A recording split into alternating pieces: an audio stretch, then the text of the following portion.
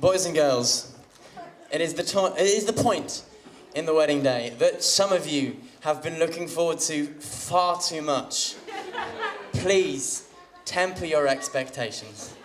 Others of you, on the other hand, maybe I should get out my notes at some point. Others of you have no idea who I am at all, so let me introduce myself. My name is Mikey. I am Ben Reed's best man.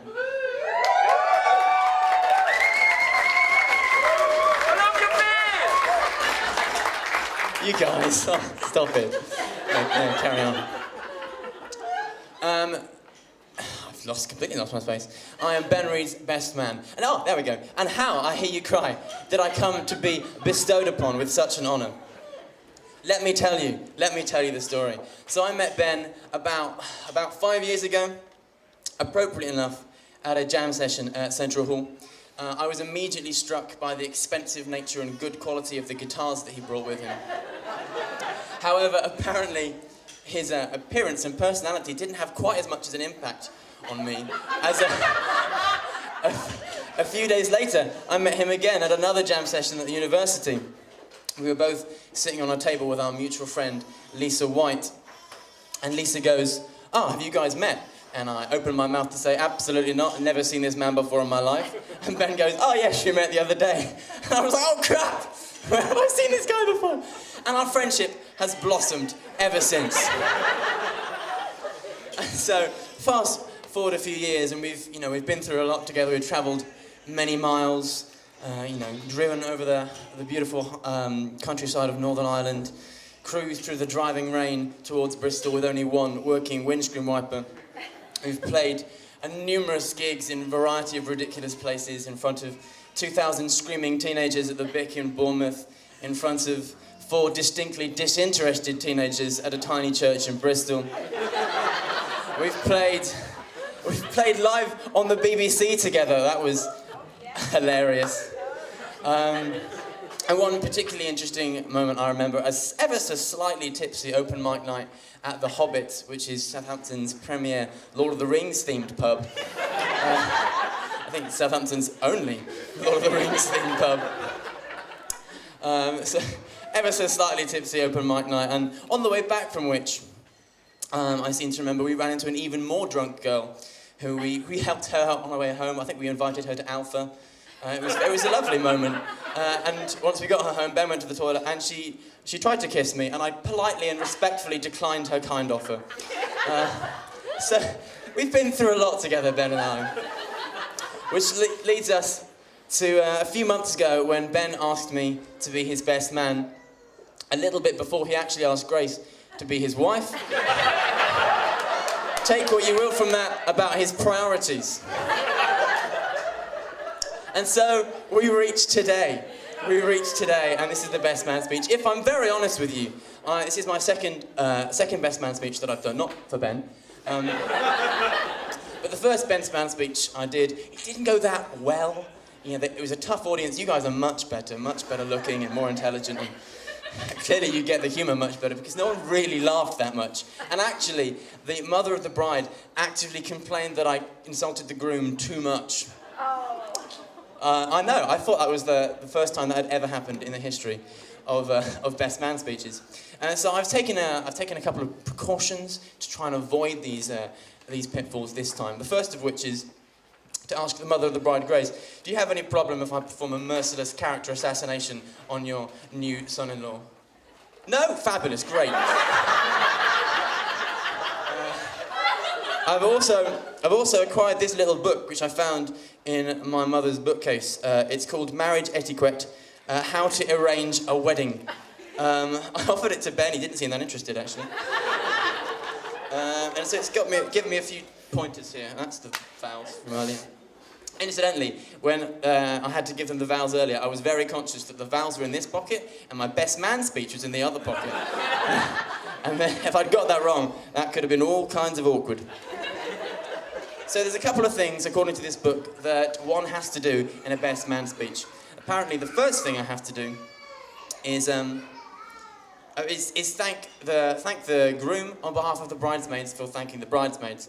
It seems a little bit defunct to me. I'm sure they can do that themselves. But oh, thanks, Ben. That's so kind of you. Got that over and done with. I'm also supposed to thank those who organised the wedding, and obviously Ben has done a fabulous job already, thanking those of you who've given of your considerable talents, given of your time and of your finances to make this happen. It is so much appreciated. It's been a fabulous day so far. But actually, most of all, the people who did the most work in getting this organised are Ben and Grace themselves, and haven't they done a fabulous job? It's been amazing. When I say Ben and Grace, I of course mean Grace. And there's one last little piece of advice that this little book has to offer me. Apparently it says, toasts and speeches should be brief, appropriate, and to the point. I don't think we'll be needing that anymore.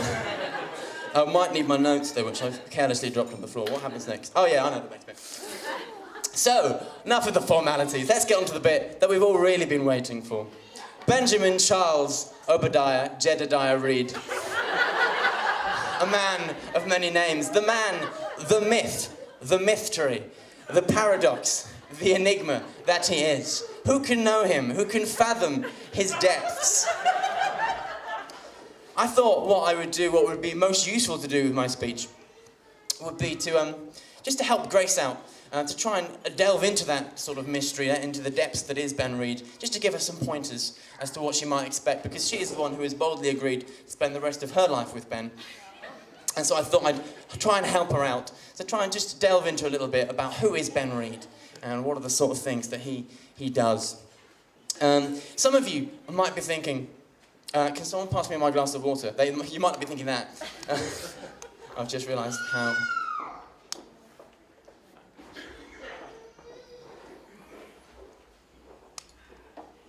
Love water.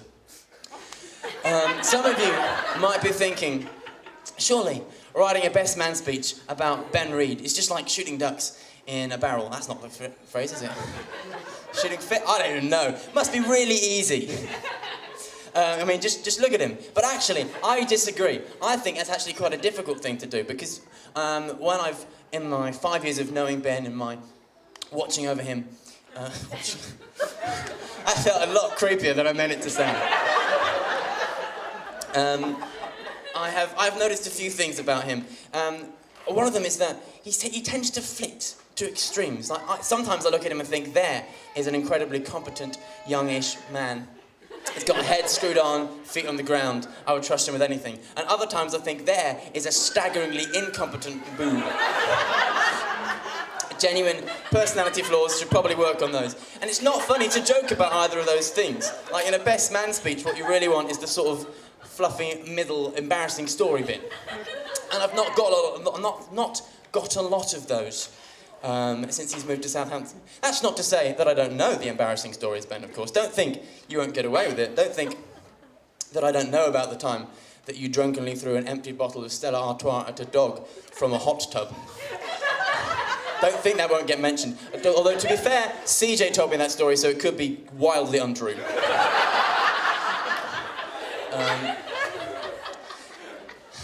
I've just completely lost where I am. However, yes, as I've noticed, Ben, he tends to be on the extremes of life. He defies categorization. He defies logic. We are obviously talking about the man who arranged the date of his wedding and half of the things happening at his wedding before he actually remembered to ask his girlfriend at the time to marry him in the first place. So he doesn't fit into the boxes you try to put him in, people. Because he is one of the most intelligent people that I know, genuinely. And yet he is also one of the most profound buffoons that I have ever had the displeasure of working with. Yes, some sort of inside joke with the phrase there. Love that. He is one of the people I know that organises the most stuff. He's constantly organising a gig or an event or a party, and yet he is one of the least organised people that I know.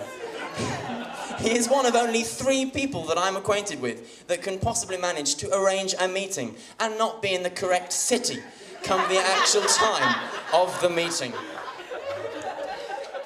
I can't remember what this list entails. I've no idea what's going on here. That doesn't seem relevant at all. I'm very sorry about this. Dear. What's going on here? Just talk. Don't talk amongst yourselves. I've still got you. No, that's not the one. Oh, who cares? Wonderful. Isn't this a fabulous time to be alive? Even his music provokes polarized opinions. The great producer Gabriel Wilson once described him as every bit as talented as one of the greats, and yet some random on Twitter, after having seen his work, described him as it looked like Frankie Boyle had given up on life and gone to play bass for the God Rock band for Pentecost on BBC. Which, to be fair, Ben shared on his own Facebook, so it's not a problem. That's okay, we're allowed to say that. I thought that was hilarious. What else is there to say about Ben? He is... No, I genuinely have forgotten some of these things. I really shouldn't have thrown my notes on the floor. That was my first error. If you were watching and you've got a best man speech to do in a little while, really don't do this. That would be a really bad idea for you to do that. What's that one? No idea what that one is. What is this one? Yes, found it. Amazing. He is one of the friendliest, easiest to talk to people. He will talk to anyone. And anyone can talk to him. Genuinely, I've been amazed at the places I've gone, and Ben just can strike up a conversation. And yet he is also one of the grumpiest people I know, most likely to disparage the entire human race in one grand sweeping statement. He is one of the calmest, and you're going to have to take my word for it if you've only just seen Ben today, one of the calmest, most emotionally stable people that I know.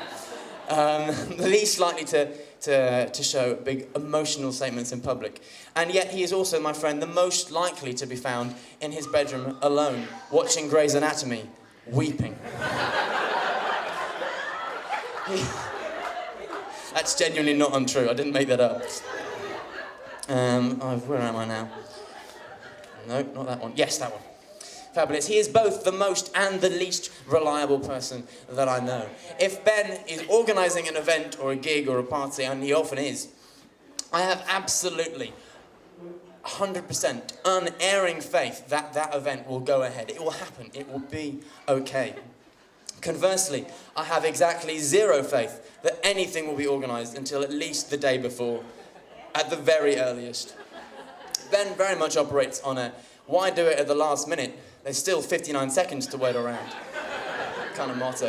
And he's just got this internal, infuriating optimism. Yes, that'll be fine. Yes, it's not a problem that we don't know who's playing saxophone for the gig tomorrow. Yes, we can probably manage to fit in 3 gigs in the week before my own wedding. Yes. Yes, let's say yes to that all-night rehearsal with the gospel choir. It'll probably be fine. He also has this incredible communication thing where he only tells you what he thinks you need to know in some sort of misguided attempt at efficiency. Whereas this would be fine if what he thought you need to know and what you actually need to know were ever the same thing. But in that Venn diagram, there is nowhere near enough crossover, I'm telling you people. So just be aware of that, Grace. You know, if you're trying to plan something together and you feel like, I just need a bit more information. He probably has more information, but he's just trying to save time so he hasn't told you. So just ask him a few questions. Although that in itself poses a few problems, because Ben has an interesting, I would say, troubled relationship with answering questions. Very often you can ask him a number of questions and he will only answer the questions that he sees fit to answer at the time.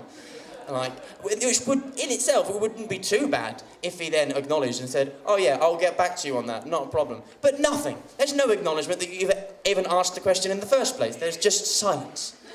A particular infuriating example of this was recently I sent him a very long text asking to probably borrow some gear, asking him for a favour. A lot of various questions, you know, about the logistics and the practicalities of all of it. And at the very end of the text, there was one tiny little sentence that said, sorry this is so long, really enjoying texting on my new phone. And so Ben, I get a text back from Ben a few minutes later. All it reads is, yay, new phone. What? Nothing. No, I'll get back to you on the rest of it. Just yay, new phone. So just watch out for that. And perhaps at this point, Ben, you're thinking, well, this isn't too bad, this isn't too embarrassing. You know, in actual fact, these are some really useful points that I could work on, perhaps. He hasn't told too many embarrassing stories, but don't think that I don't know the embarrassing stories. Don't think I don't know about the time that you went to Disneyland to play High School Musical covers for 1,000 Girl Guides. And then got remarkably drunk and tried to climb some flagpoles. And then got outdone by Mickey Mouse.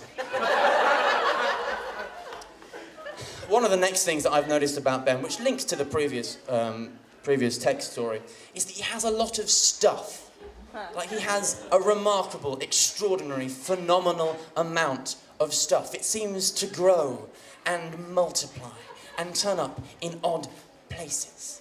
And the phenomenal thing I find is that there used to be more of it. Like last year, when Ben was saving up to go to America with his band, The Bright Expression, to record their album, which is available on iTunes for $7.99, or on Spotify for free. No, please buy it. Honestly, I did. It was great. When he was saving up for that, his keen, intelligent mind told him that I don't have a lot of money, but I do have a lot of stuff. And what you can often do is exchange money for your stuff. Other people will give you money. So he tried to do this. Some various pieces of equipment, extravagant guitars and drum kits and keyboards that I've never seen before, ended up on eBay and on Facebook. And so he got rid of a lot of it. I thought, maybe now he has a reasonable amount of stuff like the rest of us do. But no, it just keeps expanding and popping up. And there's just always more of it. And it would be okay if it all stayed in places that Ben owned. But no, if you've known Ben for more than 2 weeks, you've probably, whether you know it or not, housed some belongings of his. At this very moment in time, there is an entire drum kit of his in my garage. And there is a bass that doesn't even work. Why do you have a bass that doesn't even work still? In fact, this very week, the good people of Central Hall, pretty much a year after you stopped working there, were very surprised to discover half of our groomsmen's suits just turned up in their office. Where did this come from? I don't know. Ben Reed. That's basically what happened. So beware, Grace. You know, when you have a place of your own, just beware that things might just pop up. And then just an extra guitar in the living room, a keyboard in the kitchen. Oh, look at this drum kit in the bedroom. What a lovely bunch of cables in the bathroom. Just maybe crank down on that. Just try and just nip that in the bud. There are, of course... No, that's not the right one. There are, of course, some benefits to Ben having a lot of stuff. I personally have been a great beneficiary. It might be that one, mightn't it, Jackie? Yeah, probably. No, it's not. You'd think it would be close to the end, wouldn't you? There are benefits to Ben having a lot of stuff. I personally have been the beneficiary of his unswerving generosity with a lot of this stuff, which is genuinely a real credit to him. But again, worth looking out for. You know, I can just picture the scene. You've come back from a long, hard day at work, Grace, and you think, oh, I'll make myself a cup of tea. Walk into the kitchen. Where's the kettle? Ben, where's the kettle? Ah, yes, I borrowed it to Ryan. He needed it. Didn't borrow the kettle. That hasn't happened, actually, by the way, just to let you know. So just be aware. He likes to lend people stuff. So maybe keep a copy of everything, just in case he does. So now, as I come into land, and that, if you're not familiar with it, is a term that preachers often use to indicate that they have no intention of ending anytime soon. I should probably start being a little bit nice to Ben. I know, it's not quite as fun this way. But, you know, perhaps you think, Ben, that you've gotten away with it, you know, as he's not going to tell any more embarrassing stories. But no, don't think that I don't know. Don't think I don't know about the infamous incident when he went to Belgium and stole a road sign and got handsomely fined for it. And then went back a few years later and tried to steal it again. Don't think I don't know about that. Don't think that won't come up in your best man speech. But of course, it would be remiss of me to end there. Because despite his various oddities and personality quirks, he has a lot of redeeming features. I think they just about outweigh the negative, I would say. Because buffoon though he is still the first person I call when I need him to give me a lift because I've accidentally left my car in Milton Keynes. He was the first person I called when I got dumped by a girl who wasn't even going out with me. You know you're doing something wrong when girls are preemptively breaking up with you. By the way, just so you know, his one word's advice to me was pithy, it was to the point, it was very helpful, and completely unrepeatable in polite company. He is also the first person I want on my team if I'm putting together a band of musicians. He is versatile, reliable, and uncommonly talented. He is generous, he is kind, and he is wise. And in the years that I've known him, I have seen him grow from strength to strength as a real man of God. He is possessed of the most magnificent facial hair. And I'm sure we can all agree on this point. He is pretty damn flawless when it comes to choosing a wife.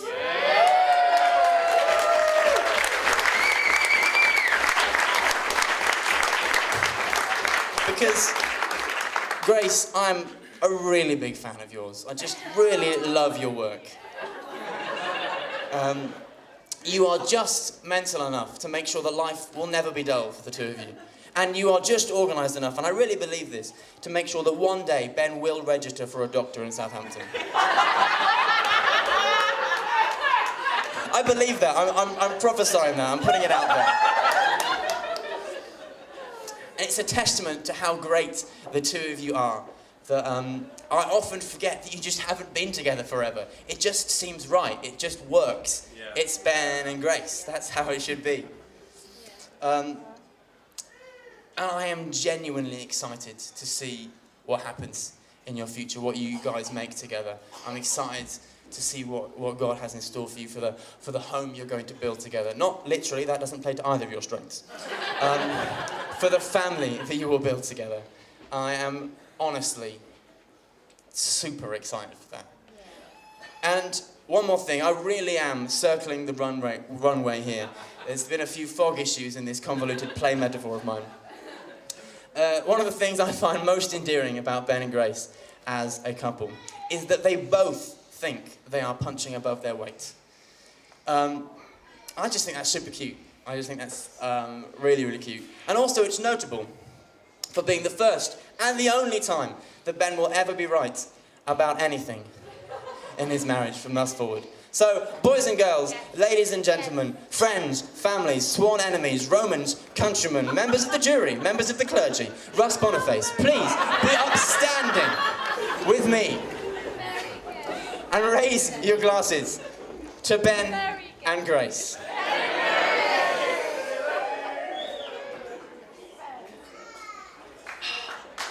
Thank you.